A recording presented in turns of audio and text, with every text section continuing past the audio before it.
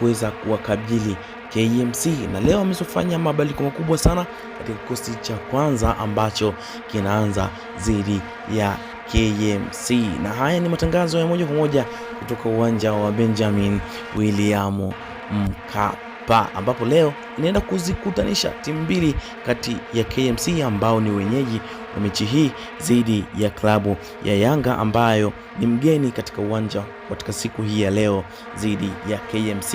Klabu ya Yanga iko confident na iko vizuri kabisa kuweza kukabiliana na KMC kutokana na matokeo ambayo wameyapata katika mechi 3 mfululizo ambazo zimeweza kuibuka na ushindi na kuweza kupoteza mechi moja. Mabadiliko makubwa sana ambayo yameweza kufanywa na Nabi katika kikosi cha Yanga ni kuweza kuwapumzisha baadhi ya wachezaji ambao watatumikia katika mechi inayofuata